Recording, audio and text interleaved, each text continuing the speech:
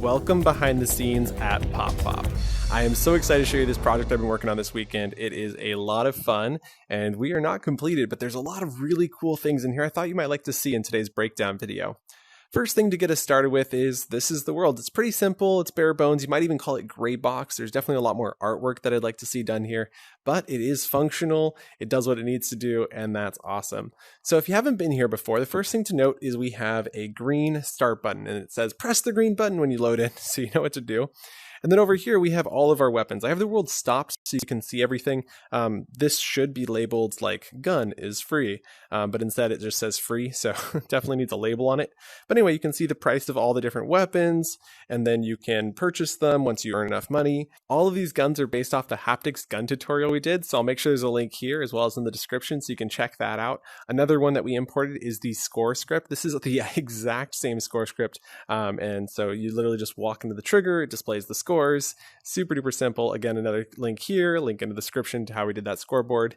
Now, some new stuff we created right here is an ATM. This tells you your balance. So it checks and says, hey, your balance is at 0 credits. And this one here does a check, but for your gun. And so it says, what is your gun's pierce, or what is its firing range? And for now, we just have pierce set up, but eventually we're going to do like how fast does it fire, as well as some other stats as well. And then over here, we have a pedestal to upgrade the gun. And this is interesting because what you see happening here is there's two triggers. So the first trigger gets the gun value. The second trigger is the player's hand pressing the button to actually make the purchase. So it's kind of a cool little technique to get both values and then just store the gun value until the button is pressed. And then when the gun leaves this, then clear it out so that you don't run it. And we'll go through these scripts in more detail soon. A little world section back here to show off some worlds, as well as obviously the YouTube channel. So don't forget to like and subscribe if you haven't already. And thank you so much for watching this video. And last thing over here we have is a reset world button. This costs 1,000 credits because we don't want anybody coming in and just like hitting this button. So it's actually expensive even if you have been playing for a while, but you just hit the red button and that resets the world so you can start from a fresh game. But otherwise, the general premise of this game is that it's endless. The balloons keep getting stronger and you just keep going wave after wave. It's a lot of fun. Just keep upgrading your guns. And like I said, there is a bit more to do, but I'm really happy with this. I've spent hours in here already just playing around because it really is that good. So definitely check that out. I guess one other thing now that I'm thinking about is this is the controller here. This controls the rounds, and that's why the sound effects are stacked on top of it. So this is where the sounds come from. It also displays the rounds up there. And yeah, so this is the controller. That's why it's invisible and non-collidable. With regards to script organization, I find this method to be extremely useful. So basically I have my script blocks here and they're about 1 meter apart. And then I stack them on top of each other if they're relevant. So like the gun is related to the bullet. We have the balloon control. We have the ordered scoreboard, the ATM, the appraisal, which is what tells you what your gun is, and buy pierce, which is directly related to appraisal. And then over here we have like respawns. This is your world respawn point. We have buy and respawn objects, and then we have the reset world. And so these are somewhat similar. I wouldn't say the organization structure here is entirely important, but really what's important is having them all in a singular place. So you're not looking around for your scripts. This just makes it so much easier to come in and make changes. Starting with the most simple, we're going to look at the respawn script. This is the first script I think everybody should learn how to write. It's very simple. When trigger is entered by player, respawn player on the spawn point. And if you haven't written one of these before, all you do is create a variable called spawn point. It connects to a trigger. And so as you can see, ours is extremely large.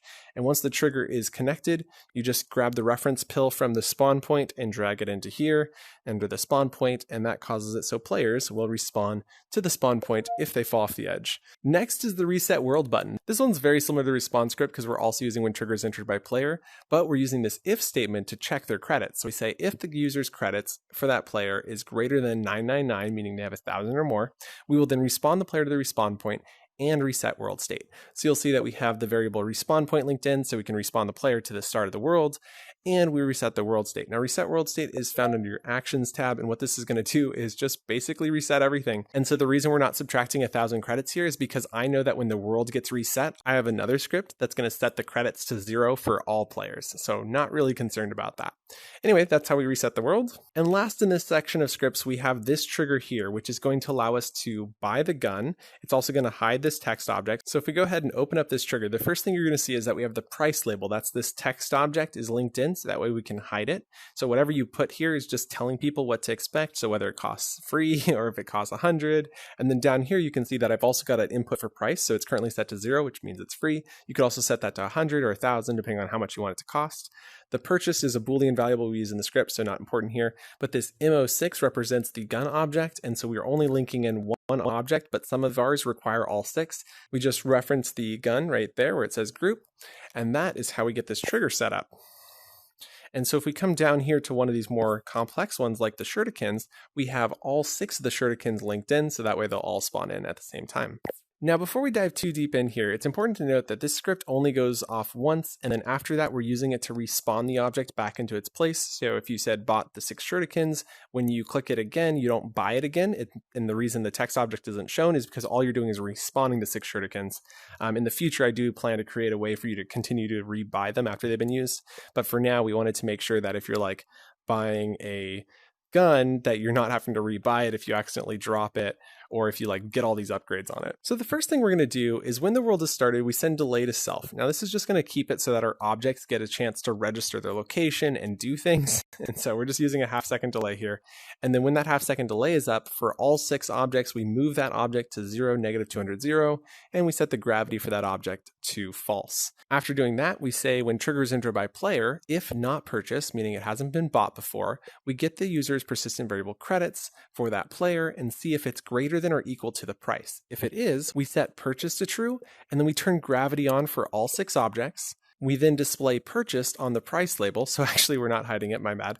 But then we set the credits for that player to be minus the price for the player. So if you're not familiar with persistent variables, they're found under the values tab. So you can set player persistent variables with this one and get player persistent variables with this one. And then your plus and minus is found here at the top of the operators tab under basic operations. After that, we run an additional if statement, which checks if it is purchased. And so if it is purchased, what we want to do is respawn the object. So we send the respawn event to all 6 objects with the position of self, which is the position of the trigger. And so that tells all 6 objects where to respawn to. And then we disable self and send my event to self after 30 seconds. And all my event is doing is re-enabling the trigger. So once we've disabled the trigger, we don't want them to be able to like keep respawning the object back into place. We want it to only go off one time. All right, so far so good. We're going to go ahead and skip on the ordered text scoreboard because it is identical to that video that is again linked here as well as in the description. We are going to then go to our ATM. And so on our ATM, this one's super simple. We're using the occupied and empty events. If you haven't used occupied and empty, we have an entire video dedicated to this. So I'll make sure to link this is here as well as down in the description. And so what occupied does is allows us to know when the first player enters a trigger, and empty tells us when there's no players left in the trigger. We do get this by getting the when event is received from over here on the events tab, and then you'll find it in the drop down. So it'll be down here under empty as well as occupied. And so once you've got that in, you just need to create a new parameter player ID. So I just call it PLID because there's the player ID value. And so when occupied is received, what we're going to do is display on a text object. So that's a variable that we've created in LinkedIn. And then over here, what we've done is grabbed a bunch of plus symbols. And so we have name of player ID plus we have apostrophe S balance, and then we put a break plus. And now this one's a little bit complicated, but it's really quite straightforward. We get the floor of the player's persistent variable credits for the player ID, and then we display it as a string. And so what's happening here is we're getting the credit value for that player, and credits can be in partial values like 0.1, and so I don't want to be able to show the 0.1, and so that's why we use floor, because floor removes the decimal point. And then as string converts it to a string value because a number value is not a string, although you can have numbers inside of a string. So we convert those numbers into a string, and then we add plus spacebar credits, which basically then says whose balance is 0 credits, or however many credits it is.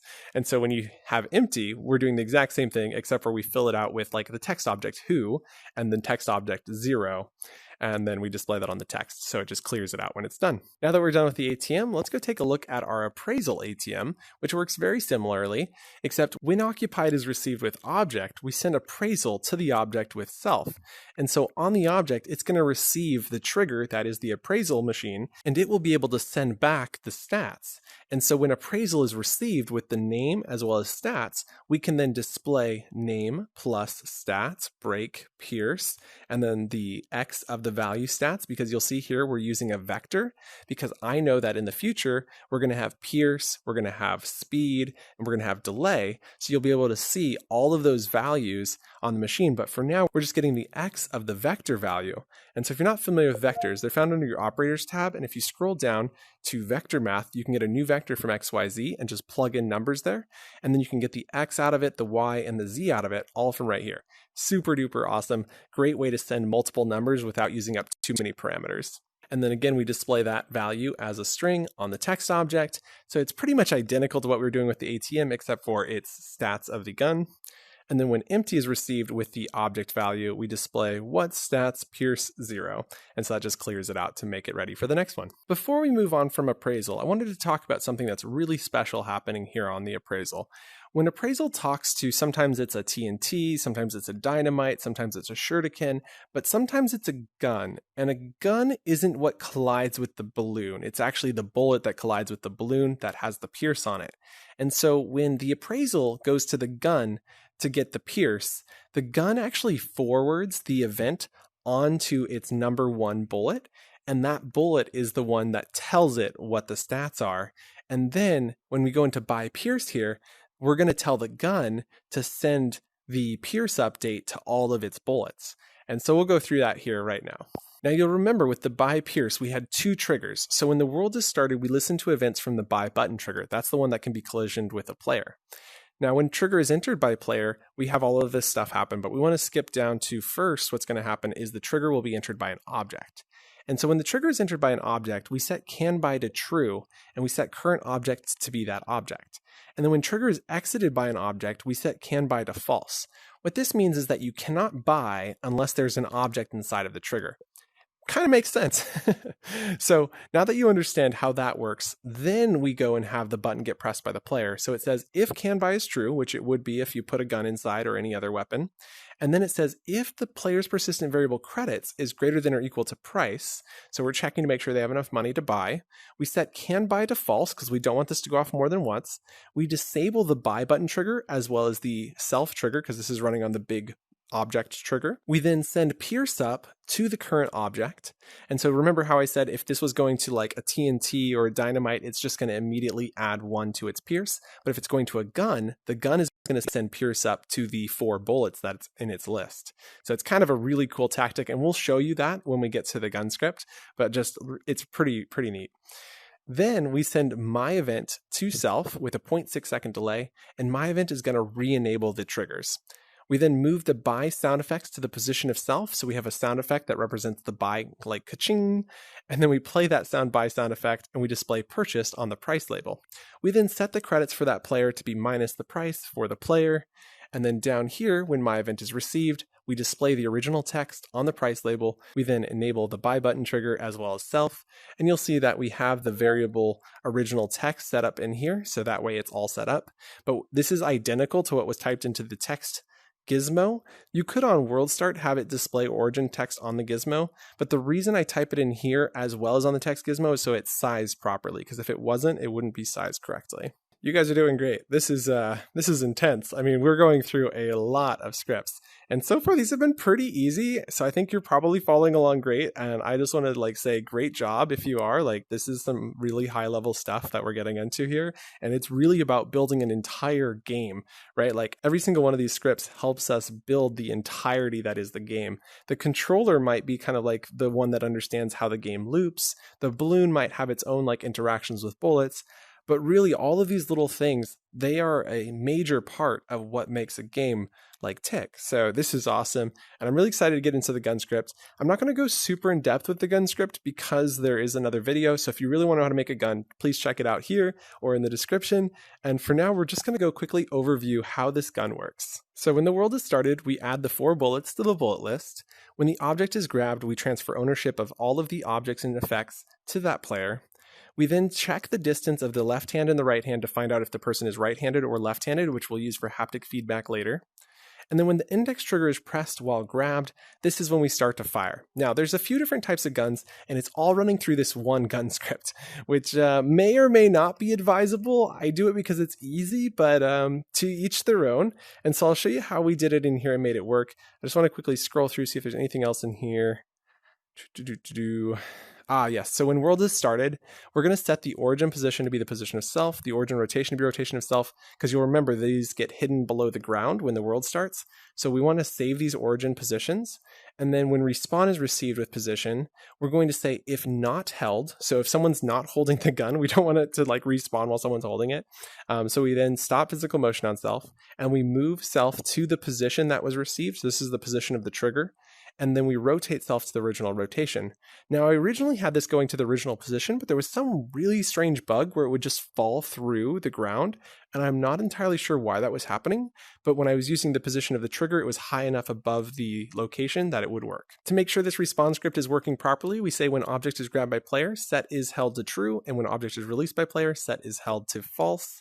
And then when appraisal is received with object, you remember, as I said before, it sends appraisal to the bullet one with the object. So basically, this is going to pass along the information of who is the trigger that this was like talking to, what is the controller that this is all running on.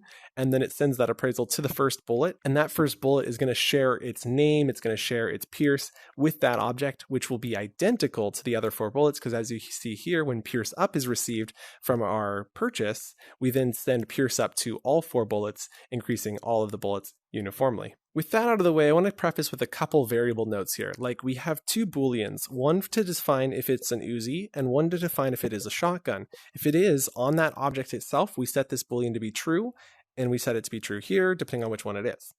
And then we'll know that that is here inside the script, so we can run special features for those objects. And so what we're going to run here is when index trigger is pressed while grabbed by player, we say if can fire. So we've got a boolean to check if it can fire. We move the smoke visual effect to the position of the fire from. So unlike the previous gun tutorial, this one, we only have one smoke effect for all of the guns. This just really saves us a lot of capacity, allowing us to have more players. So we move that one visual effect all around to every single gun in the game. And so we move it to there. We then play the visual effect. We then set current player ID to be the player.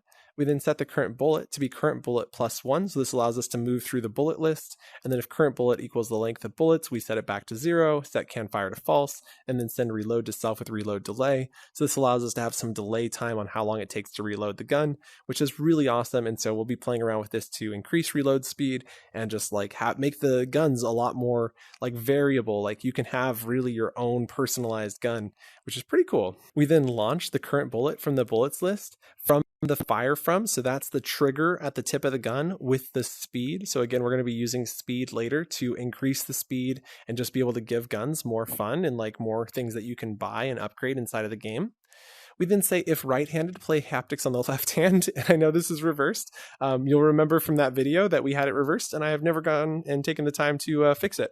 So yeah, if right-handed, we play haptics on left, and if not, we play it on right. We then play sound on sound effects. But if it's a shotgun, we're also going to say if the current bullet is greater than 0, we send index trigger down to self with player. wait, what? We're telling the gun that its index trigger is still down? That's right. That's exactly right. So rather than building in some sort of loop to make sure all 4 bullets went off at the same time, this is probably hacky, but it works really well. And so all it's doing is sending immediately off another index trigger down. So it quickly loops through the entire list of bullets. And when it reaches 0, it stops and it's going to get reset here back to the beginning, so that we have to press the bullet again. So this prevents it from going off too many times. So it just does all 4 bullets and they're fired. And it's really cool. It has this really unique effect where you kind of get a spray effect with the shotgun. But if you like move your shotgun horizontally or vertically, you get like an actual spray. It's really, really neat. So definitely check it out inside of Pop if you haven't already. But that's a really nifty way to make it work like a shotgun. Now, if it's an Uzi, we've got another really interesting trick. These are also hacky, but like hacky works sometimes. So hope you like it. We cancel sending event Uzi delay to self. And then this is important to do so that way we don't have too many Uzi events going off at the same time. Now, if current player ID doesn't equal server player, and this doesn't really make sense here, but basically what we're checking to see is that the player is the one who's pressed down the trigger finger. And so this event goes off continuously, and we need a way to tell it to stop running. And so when current player ID comes through and does equal server player, we know that we have told this to be the last fire of the bullet. So this is like the last time the bullet should fire. Otherwise, we know the player is holding down their index finger, and therefore it should continue firing. So we then send Uzi delay to self after 0.15 seconds, so pretty fast. And down here, when Uzi delay is received, we send index trigger down to self. So basically, this is just giving us the pacing of how fast that it should fire. And so, yeah, I really do like this because it's pretty cool. But then what we do here is when index trigger is released by the player, if it's an Uzi, we send index trigger down to self with server player. Rather than being the player, we send it with the server player. And again, that's how we cause it to stop running because it only sends the loop when it's itself. And you'll remember we have cancel sending event Uzi delay. The problem is our Uzi delay is 0.15 seconds, which is so fast, it can sometimes not cause it, like it won't stop. And so a Boolean in here might have actually been a better choice, like having a separate Boolean rather than Uzi that we can flip to true or false. But because we haven't done that, I did another when object is released by player, we do the exact same if Uzi send event to self with server player, which is another way to prevent it from just continuously firing. So definitely some work could be done here on this, but very, very powerful, very, very cool. And then I think we mentioned here, when reload is received, we set can fire back to true so it can go off again. Okay, so if you have any questions about this, don't hesitate to ask. It's a very powerful update to our previous gun script, and it allows us to create a variety of guns with only one script, which is really quite cool. I don't think that maybe it's the best approach. It might be better to create like 3 separate scripts, one for each type of gun. And in the future, maybe we will do that. But for now, since there's like 3 and they're very similar, keeping it this way has worked well for us. So what is a bullet? Before we go into the script, there is a lot of different, quote, bullets. And so what I mean by that is, if you come over here and look at our list here, of course these guns have bullets, and they kind of got glitched in the ground, but if I hover over here, you can see them. So these are bullets. Yeah, these are all bullets, and each one of these goes to one of the guns.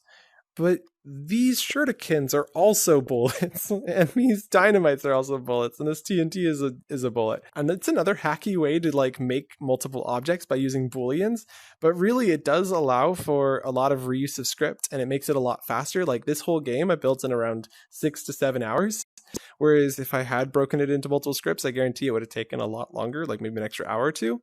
Which isn't bad, but you know, when you're trying to be fast and iterate quickly and like make really fun games, like being able to go faster is better in my opinion. So on our bullet script, the first thing we're going to look at is when world is started. So this is going to save our origin position, our origin rotation, as well as our origin scale. On our operators tab, about halfway down, you'll be able to find position of object, rotation of object, and scale of object. So these are super valuable for getting these values and saving them. And then when the object is grabbed, we set is held to true. So we save that as a variable so we know when object is released, we set it to false. Now, you'll remember the reason we're saving these values is because the shurikens and the TNT and the dynamite, they can all be respawned in just like the guns. So when the object is grabbed, we set is held to true. When object is released, we set is held to false. So once again, if you're holding on to them, it can't be teleported back. And then when respawn is received with a position, we say if not held, stop physical motion, move self to position, rotate self to origin rotation. Now, stop physical motion is found under your motion tab near the bottom. And what stop physical motion is going to do, it just prevents it from falling off the pedestal, which obviously is important. Now, you'll also remember that when appraisal is received from the object, we send appraisal to the object with our name, which is a variable that we've saved here on our variables tab, which by default is shuriken, but you can like have it be whatever else, and then you change it on the object itself.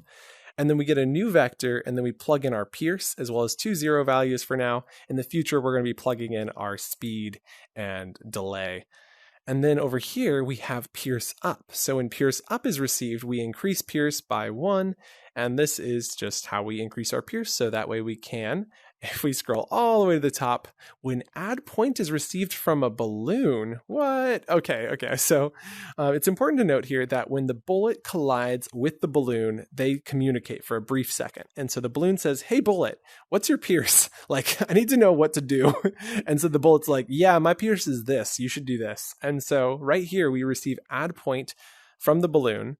And so the first thing we're going to do is set the current score. So this is the all-time balloons popped score. And we set credits. And so we set these values for the owner of self. So whoever owns that object, it turns out if you pick up an object, you become the owner of it. So if a player grabs a TNT and throws it, they're the owner of it. If you grab the guns, the way we locally scripted it, all of the bullets are owned by the player who grabbed the gun. So this works really well. So we say set current score for the owner of self to be plus the amount of Pierce for the owner of self. And then for credits are calculated a little differently, and I'll show you how we did that.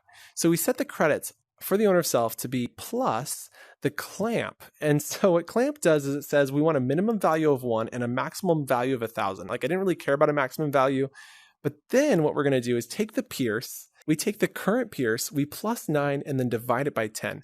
So when you first spawn in, you get 1 Pierce. So it starts at 10 divided by 10, which equals 1. So that's our minimum value anyway. It works. But the moment you go to 2 Pierce, you're going to get 11, which is 1.1 credits, and so on and so forth until you have up to 1,000 credits potentially. I mean, you'd have to have like 10,000 Pierce, but it is technically possible. I literally just saw a guy last night with over 200 Pierce and I was blown away. So yeah, it is possible. And this is just a great way to like ramp up money slowly but surely for people who like level up their guns. And so that's pretty awesome. If you've never used clamp before, it's found under your operators tab closer to the top here. There it is, right here under basic math. And clamp is very similar to like floor and ceiling. They're just super useful and they really give you the ability to lock numbers in where you want them to be.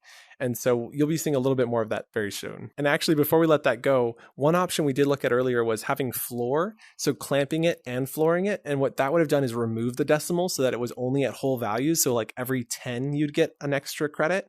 But I liked having the decimal credits, which is why on the ATM we floor it. So that way you can't see the decimals, but you still earn those kind of like small like 1/10 of a point here and there. After that, we send get popped to the balloon with the Pierce.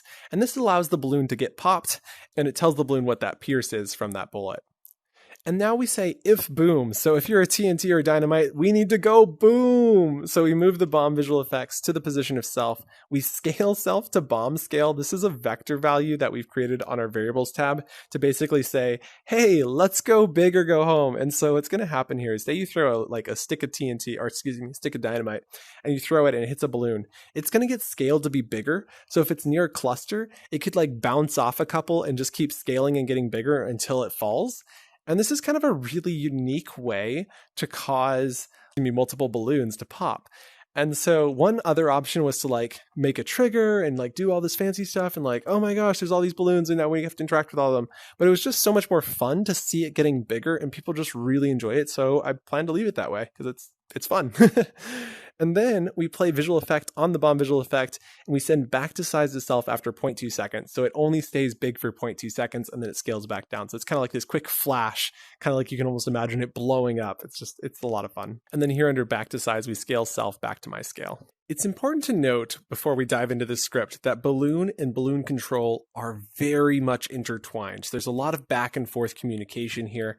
And I'm going to do my best to explain it from the balloon side first. And then when we go to the balloon control, we'll be able to see exactly how they were communicating. So like the first thing we're going to see on balloon is when the world is started, we send add balloon to the control object with self. So what we're doing here is we're adding all of the balloons to the controller without having to use a reference cable. We just simply say, hey, control, I'm here, add me to your list. And so that's how this send add balloon to control works. Then when get popped is received, you'll remember get popped is what's being sent by the bullet when the bullet collides. And then if we scroll down, all the way down to here when colliding with object, a little bit further, here we are, when spawn in is received. So when the balloon controller says, hey, it's your turn to be spawned in, come to this spot from this level, So the spawn in is received from the control object, and it receives a level value as well as the position to rise from. Now, initially we had this as rising balloons, kind of like helium. Unfortunately, it was causing some motion sickness because of the way balloons were rising, and I didn't really set it up correctly. So yeah, we didn't actually do it that way, but you'll see what we did do in just a second. So we set the spawn in at location to be rise from, and then we move self to the spawn in at. Okay, so we've moved the balloon into position. We then rotate self to 0, 0, 0 because we want it to be straight up and down. We set the gravity on self to be true. Now this doesn't really matter anymore because we're no longer using the gravity value. We then set the current level to be level. So whatever this level is, we set it to be that. So if it's level 1, it's level 1. And in fact, we're actually calling these rounds. So it would be like round 1 through, say, 1,000. I think 1,000 is the max level we go to now. And so you can imagine each of these rounds represents how many layers of balloon there are. So if we're at round 1,000, then there's 1,000 layers of balloon to chuck through. And so how do we make one balloon act like it's got 1,000 layers? Well, the way we do it is by taking this current level and scaling the balloon itself from 111 multiplied by the current level divided by 10 plus 1. Wait, what? Okay. So what we're doing here is we're taking a 1 value, and then we're taking the current level and dividing it by 10 because we don't want it to go up incrementally like double, triple. We want it to take its time getting bigger. And so by dividing it by 10, we get 0.1 increments. And so every level represents 0.1 increase in size from its original size of 111. And so we use plus 1 to make sure it's multiplied so it's always 1 or greater.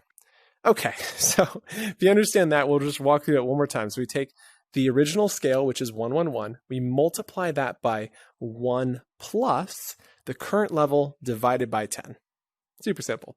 We then paint self with an HSV value. So we're going to convert HSV to RGB, so that way it works with the RGB values that the painting usually works with.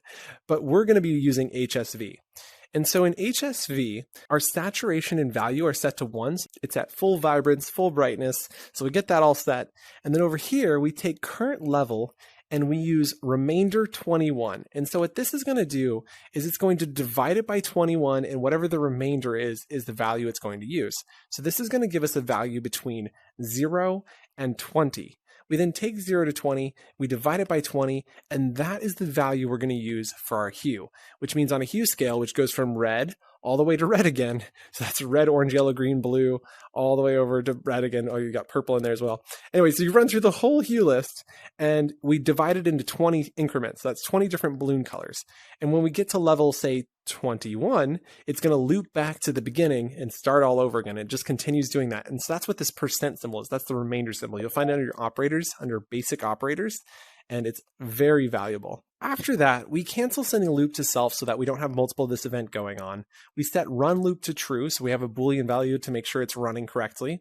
And then we send loop to self after 1 second. When loop is received, this is what's going to determine if the balloon pops up or goes down. And so we're going to have this iterator at the beginning to kind of count our way through so we know where we're at in this loop, how many times the loop has run. And then we push self by a new vector of 0 with a random up or down between -10 and +10. So it's going to move slightly up, slightly down, and it's using push, which is a physics force. And so under our motion tab, you'll find this at the bottom, and that's where push comes in. And so we're going to go ahead and push this around up or down, but we're not going to push it left, right, or forward and back. So we leave the X and the Z values at 0. We then say if the Y position of self is greater than our max height. So we set a max height as a number variable over here, which is currently set to 12. We also have min height set to -2.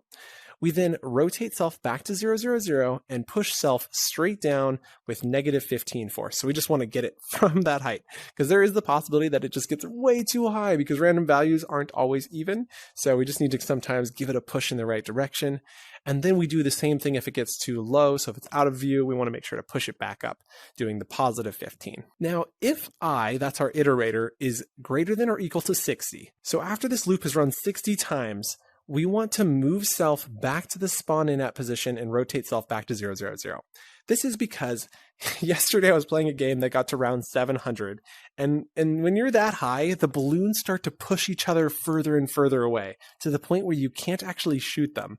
And so if the balloon is that far away, we just want to bring it back, because sometimes we had stray red balloons just so far away, it was almost impossible to hit them. We did eventually get a couple of them, but it was just so hard to like pinpoint and shoot just high enough up to get the arc right.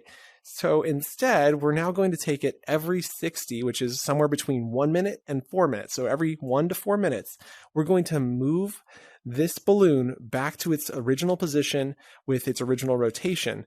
And so the reason we know it's between 1 and 4 minutes is because we send loop to self with a random value between 1 and 4, and we do this once it's gone through 60 times.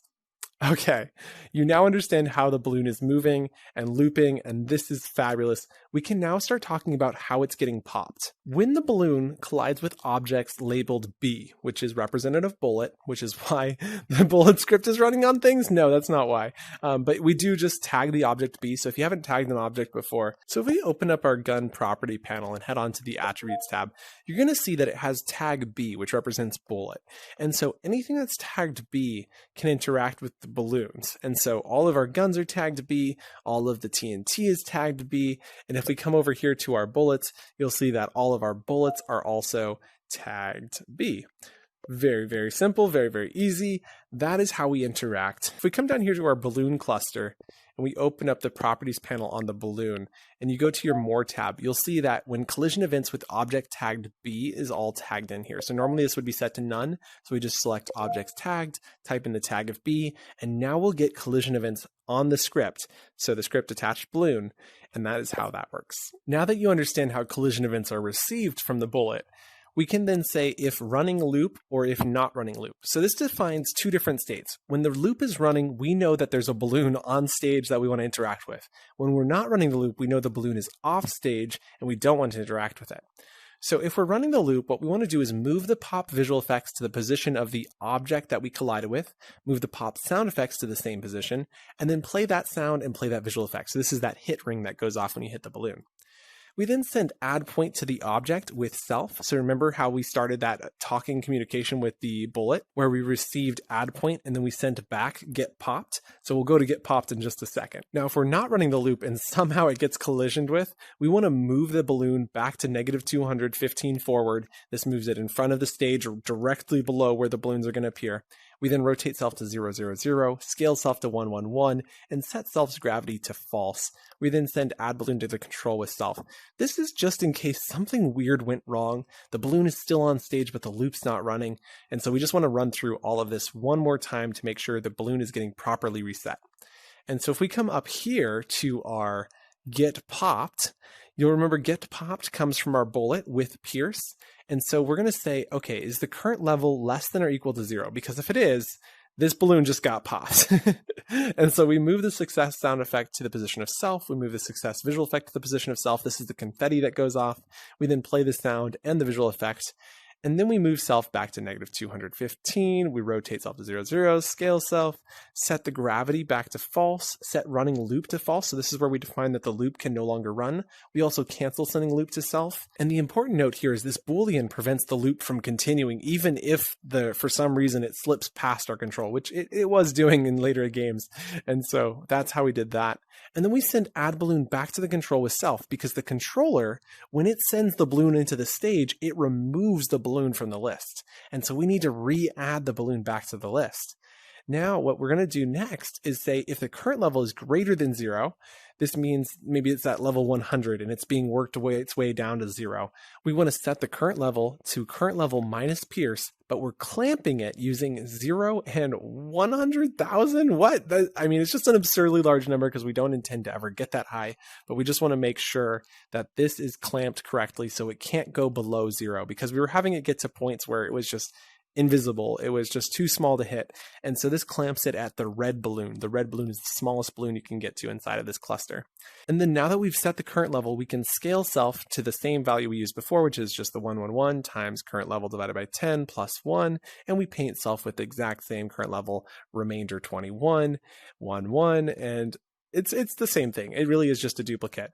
And so this is super duper awesome. All right, let's dive into the brains. The balloon controller. This is where all of the magic happens. Really? I mean, yeah, kind of, sort of. We're going to go ahead and start on our variables because there's a really important variable here, actually a couple of them. And so the first one that's really important is the balloons list. You can tell it's a list because it has these brackets next to it.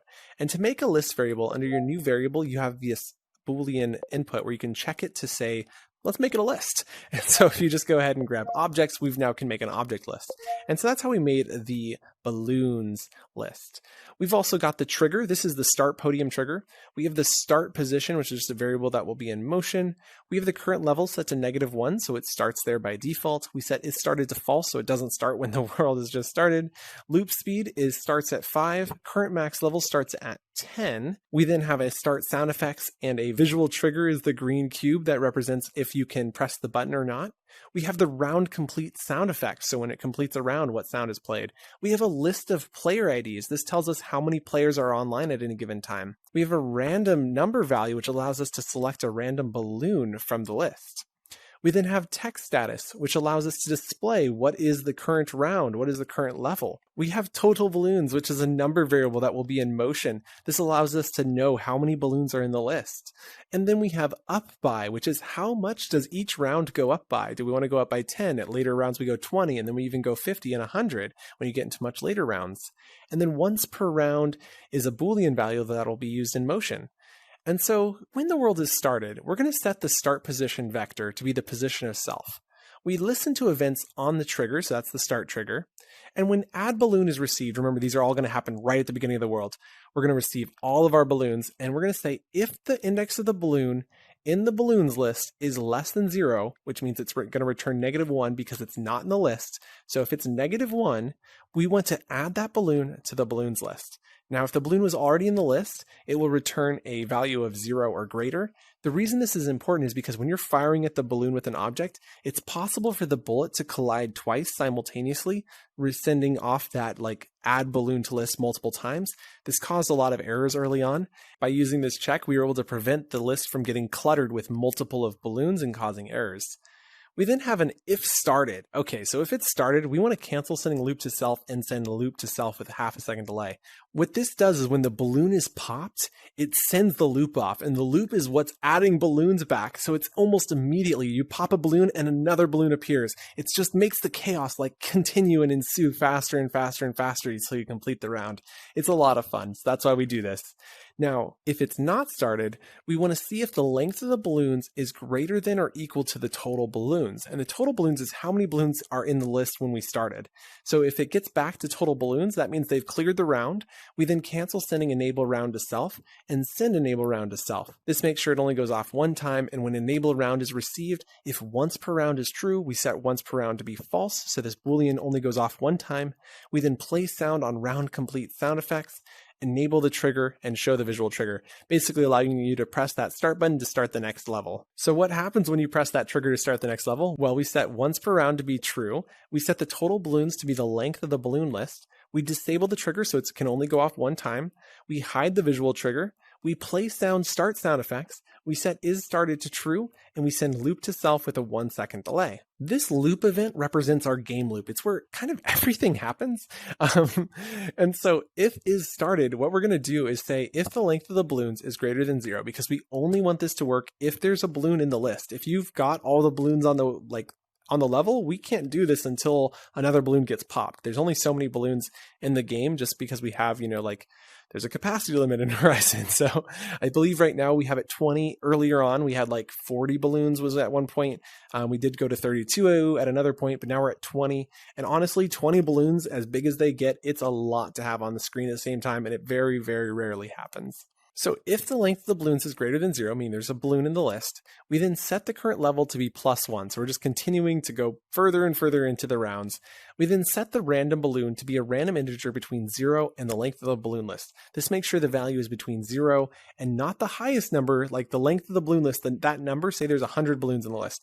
100 isn't the number of that balloon, it's actually 99, but because we're getting a random integer, it doesn't count to the highest number. So if it would get between 0 and 99, which is perfect for our needs. We then send spawn in, so you'll remember this is how the balloon gets spawned in, to the random balloon from that balloons list with the current level. And then for our vector, we take the start position and we add to it a random value between -10 and 10, -2 and 3, and -3 and 3. This is going to give us a new vector that's kind of in a cube shape around the start position. What's nice about this is our start position, this kind of control cube, represents the position that the balloons spawn in. So if we want to try moving them down, we can move them down further. If we want to try moving them back, we can move them back further. We've actually kept them close because people like jumping on the balloons. So by keeping them close, it allows for you to like get on top of them at certain points. In fact, I actually really like it being down a little bit further just so there's more jumping on the balloons. So let's move it down. After sending spawn in to that balloon, we're then going to remove that balloon from the balloons list. Then we send loop to self after loop speed times 0.5 plus 13 minus length of player IDs divided by 24 seconds. So basically what this math is doing is it's saying when there's more players online, we want to run faster. And so what we're doing is taking the value 13, which 13 minus one player, because the minimum amount of players in a world is 1. So we take 13 minus 1 is 12, divide that by 24, and we're getting 0.5. 0.5 plus 0.5 equals 1. 1 times loop speed means it doesn't change. But if we have 2 players online, it's slightly smaller. Having the full 12 players online would then equal 1 divided by 24 means you're getting almost 0.5. So you're halving the speed at which balloons spawn in. It just makes it more chaos, more fun. And that's how we spawn in more balloons. Every round, we want to make sure to display the level. And so we take the current max level, divide it by 10. So that's how we determine the level. So we take rounds and divide it by 10. And then we take rounds and we just display the current level as a string. And then we divide that by the current max level. So whatever the max level we're going to is. So it'll say like, this is round 5 out of the first 10, and so on and so forth. And we display that on our text status object. Now, if our current level is greater than or equal to max level, we set is started to false. We just need to stop this. We no longer want to run the loop. We then send enable round to self after 60 seconds. So basically, if you have a round running and maybe there's a bug, this does happen occasionally, like a bug can pop up, or a balloon is just too far away to hit. We then send enable round after 60 seconds, so that way you can start the next round, even if you haven't fully completed the round. We then set current max level to be current max level plus up by, so however much we're going up, whether it's by 10, by 20, or by 50, or even 100 later on. So that's how much further we're going to go up to our next level. We then set loop speed to be loop speed minus 0.1, so we want to make it go faster. So every time we get to the next level, we want to go faster. Let's go faster. And then if the current max level equals 100, we set the up by to be 20. If it's 200, we set it to 50. If it's 400, we set it to 100. And so basically we just want to keep making this go faster, further, higher, bigger. Like the game just goes more and more intense the further you get in the world. Then you get to 1,000. And when you get to 1,000, we still want you to have fun. So we set up by to 100 still. So we leave it at 100. Then we set current max level to 100. So then we set current level to -1. So when you get to level 1,000, it's the end. That's the end of the game. And so it's going to reset back to 0 and start you from the beginning. And then if loop speed ever gets to be less than 1, we just want to set it back to 1. And so this is just a way to make sure it never goes below 1 second, or if you have full people online, twice per second. So we just felt like once per second is pretty intense and we shouldn't go lower than that. So yeah, that's as crazy as it'll get in the later rounds. Now up here, you saw us use the length of the player ID list to calculate how many players were online. Now to do this, down here we say when world is entered by player, we add that player to the player ID list. And when the world is exited by the player, we remove that item at index of player in the player ID list from the player IDs. And so all this is doing is getting the index of the player, so it brings back a number value, and then we remove that number from the player ID list, successfully removing players and totally keeping track of how many players are online at any given time. Super duper simple and very effective. We have now run through all of these scripts, and boy am I tired. So if you watch through all of this, big props to you. This was a lot. I mean, seriously, it is amazing. I hope you gained something from this. And if you have questions, please be sure to leave them in the comments. It's my absolute pleasure to answer questions, share links to other video content that might be helpful in getting you leveled up and working on your next worlds.